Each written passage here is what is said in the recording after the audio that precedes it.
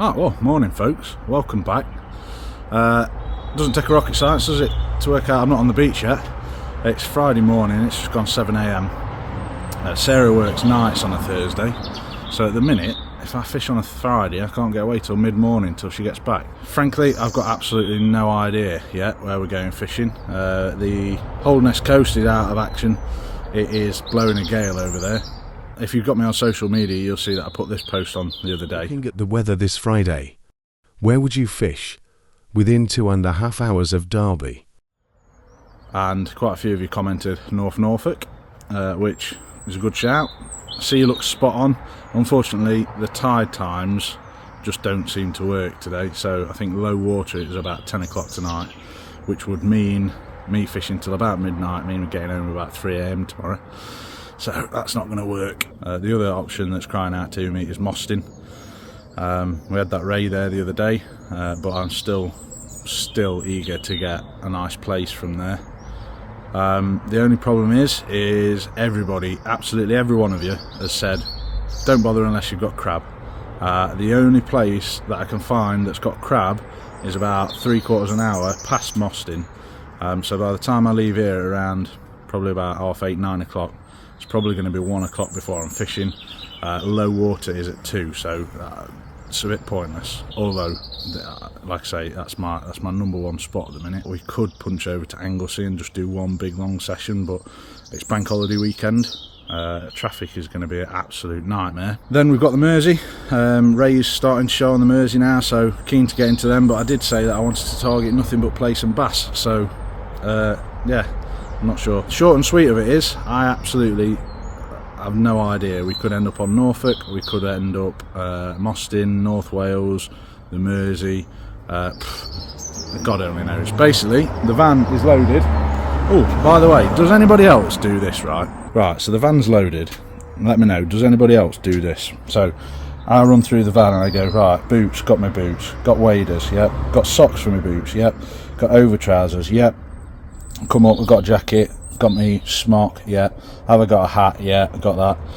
So that's me sorted, that's me kitted out, and then I work from the bottom up. So I've got rod rest. I've got 3 rods today. I've got the Achios Fury, I've got the Achios Airlight, and I've got the Achios Air Power, purely because I don't know where we're going, and we've got everything covered. So I've got rod stand, I've got rods, I've got reels, I've got Penn Spinfisher 5500, 7500, and my Achios Spyro for the Airlight. I've got rigs, I've got weights, and I've got some bait. And that should be just about all bases covered. So I'm covered, fishing's covered. And then finally, just make sure all the gear's on charge. So we've got headlamp, we've got GoPro light, we've got GoPro batteries, we've got mics. So we should be all good. Because frankly, if I don't run through that little kit list in my head, I spend the whole journey just wondering and worrying that I forgot something.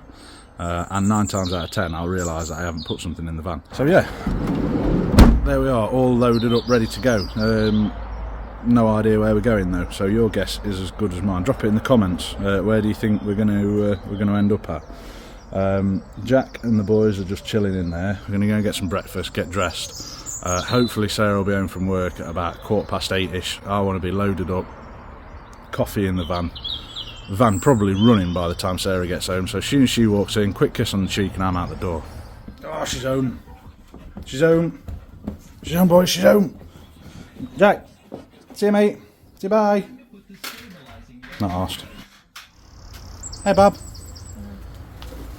Child's fed, dog's fed, pot's washed. She love you, bye. Bye. Bless her, that's the last thing she wants after a 12-hour night shift. There's an energetic me bouncing out the door to meet her. Anyway, let's go on an adventure. Reading west.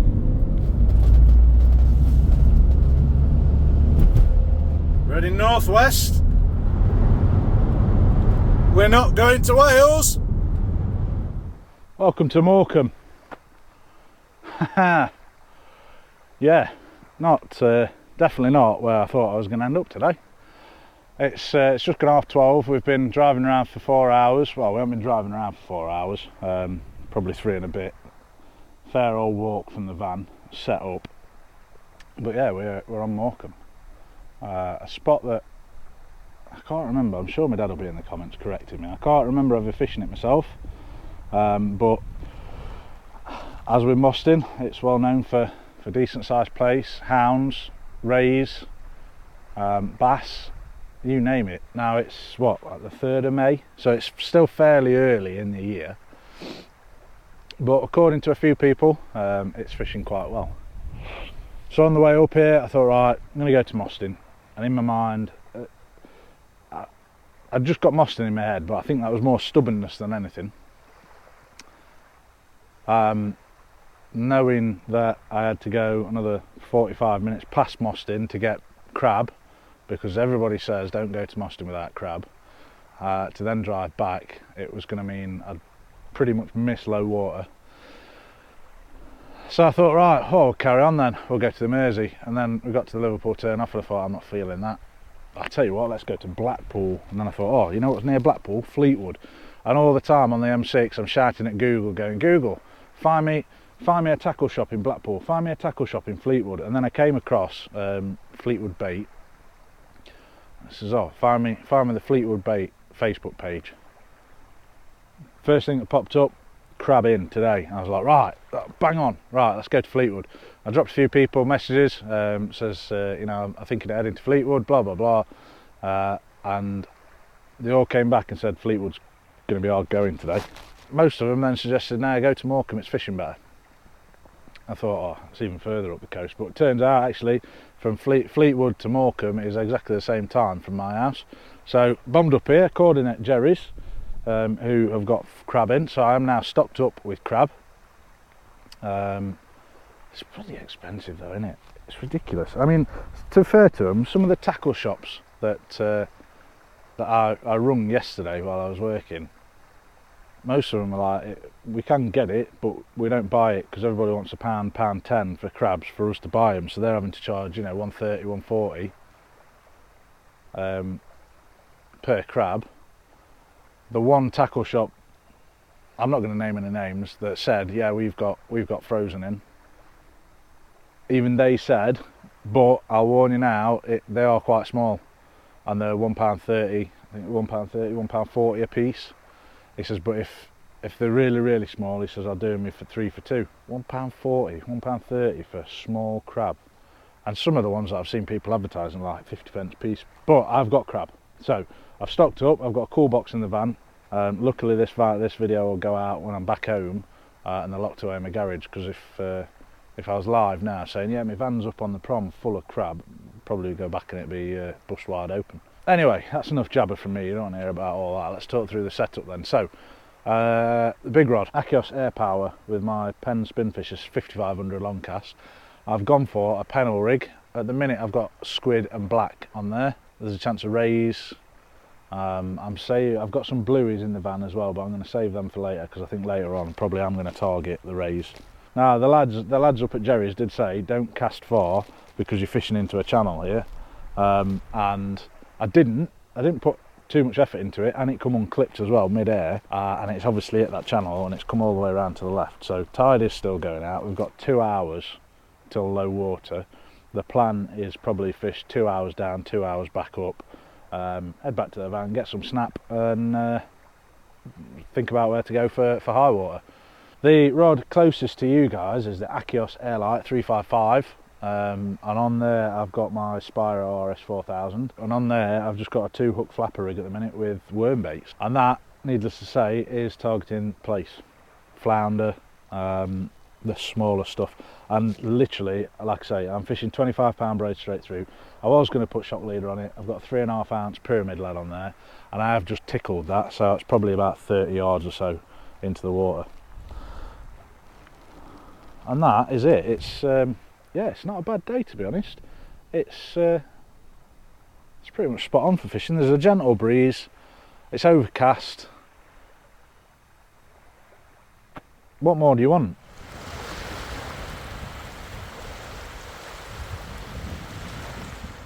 That has been out soaking for 20 minutes or so, and it's come back completely untouched.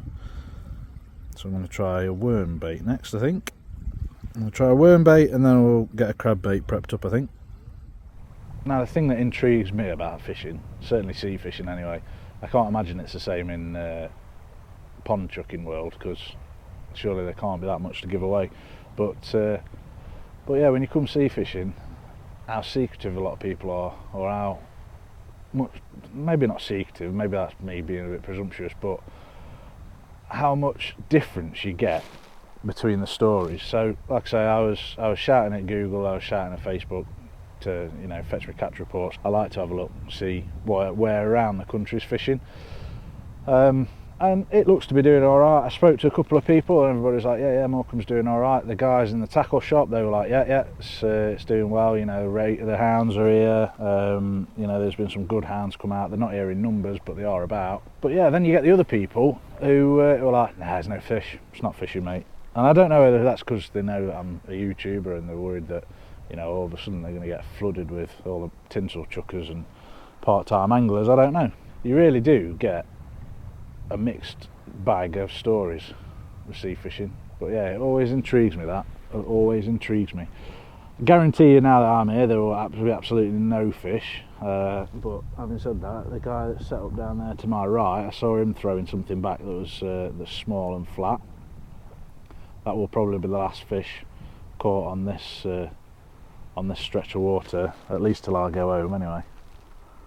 But we're here to give it a blooming good go. Is it Dungeness where they have a big pile of work? Yes, yeah. Around there. And work your way back up again. Oh, well, can't tell if that's just worked loose or...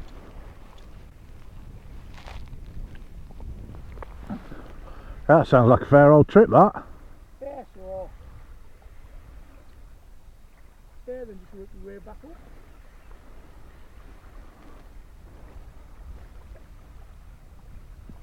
Here we get a few hounds round half moon base. Yeah, that's better. There we go. Hey, that is good. Oh, it's just come off. That gives a good throw. It was, wasn't it? Bloody hell. Well, hopefully I got the GoPro set up right and I didn't move the rod too much so you can see what was going on. That was a good fish.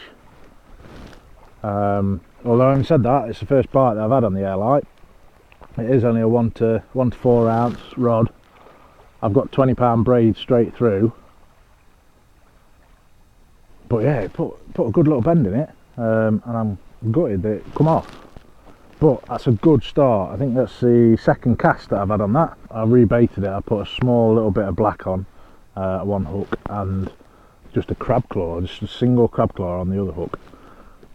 So we'll give that a minute or two and we'll bring it in and see which bait did the damage.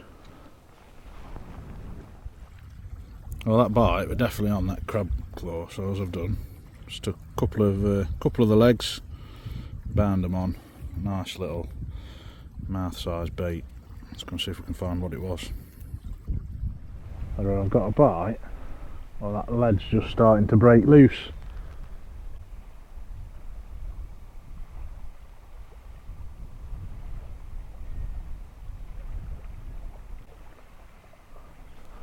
I think the lead's broke loose. I also think we are just coming up. Yep, 20 to 3, low water. So maybe the tide's just started to turn, and that lead's starting to move around. Like I say, I've got a 3.5 ounce pyramid lead on there. See in front of me, just out here, we've got a little bit of an island uncovered. So looks like there's a little bit more where them birds are just perched on top of out there.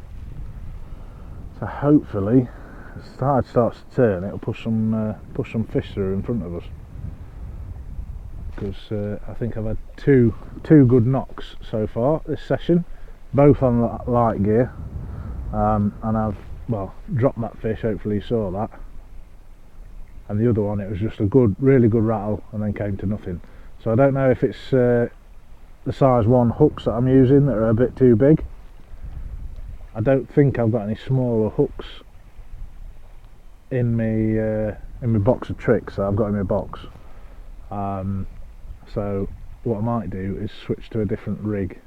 Pretty sure I've got some rigs with some size 4s on. So what I might do is, as the tide's turning, swap to that.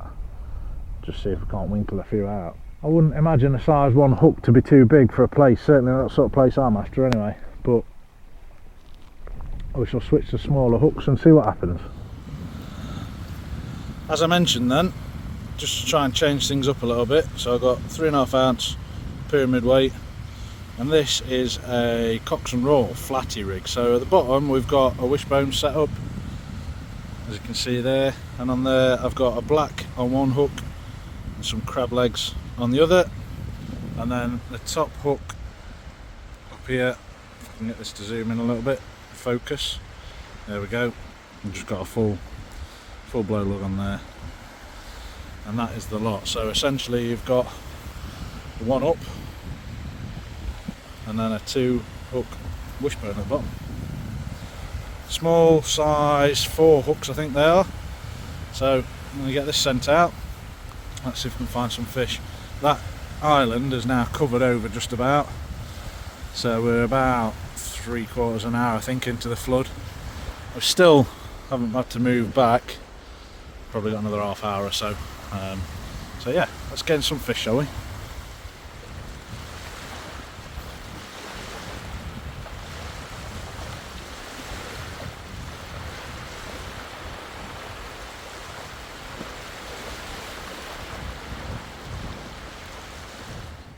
I'm just sat here wondering, well, one, where are all the fish at, but second to that, where do we go later?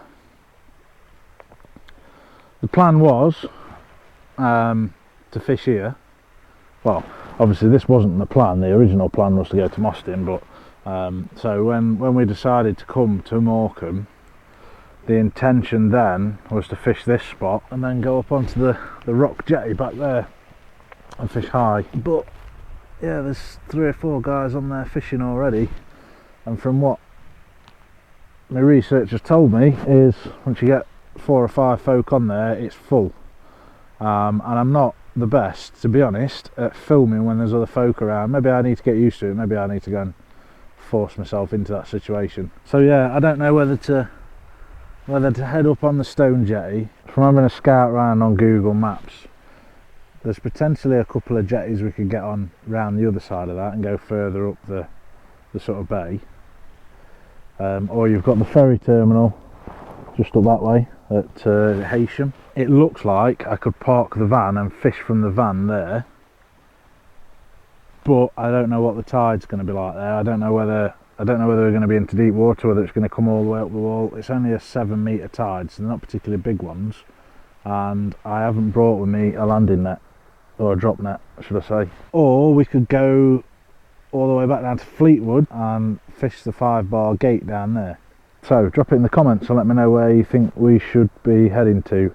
Obviously by the time I put this video out, I'll have already been somewhere and fished. I either then get the pleasure of sitting there with a smug look on my face saying, haha, no, you were all wrong and I was right and I've had a wicked session, or I can sit there being all miserable and stuff saying, yeah, maybe I should have gone there, yeah, maybe I should have done that, yeah, I had a shit session where I ended up at, maybe I should have listened to folk. I mean, reality is I won't sit there with a miserable face on because I'll be sat at an all-inclusive bar, but hey ho.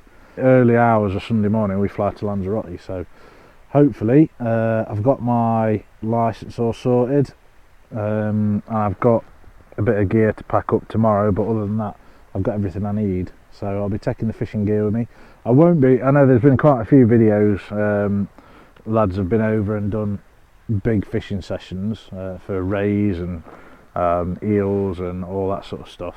I'm going light. I'm going to try and I'd like to show you what sort of fishing you can do when you go on holiday, just with what you can fit in your case. I was just calling it, and there we go. Double hook up, and even better still, double hook up, and I've got, stay still pal, stay still, double hook up, and I've gained a rig as well. Let's get these unhooked and I'll give you a better look. Well, there we go then. I was just wrapping up, Just about to bring the rods in. Air light went crackers. One lovely Plaice and one little babby as well. First Plaice for me as well. That's another one to tick off the species hunt for this year. Yeah, what more can you ask for? Well, other than another dozen of them earlier on in the session. I'm going to go get these guys back and get my other rod recovered. It's in about 8 inches of water now. Alright, on that note, we're out of here. Yeah, tide's really starting to push in. It's 5 PM, high water's at 8:30. So really, I mean, there's a good yomp back to the van. But really, I want to be set up and fishing by sort of 5:30ish.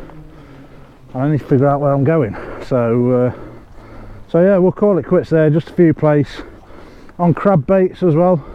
I don't think I mentioned that, but on that wishbone rig, took both hooks on that wishbone. Both had peeler, just little bits of leg. I think one had a couple of legs elasticated on and one had a claw on. So tiny hooks, tiny baits. Did the job. Whew. Tell you, it's hot. It's cold when you're down there, but when you get walking back with all this gear on, it's a fair old yomp. I've got a bit of a dab on. Anyway, I'm going to get some food, figure out where we're fishing, and I shall see you in the next video next week. So until then, thanks for watching, take care of yourselves and tight lines.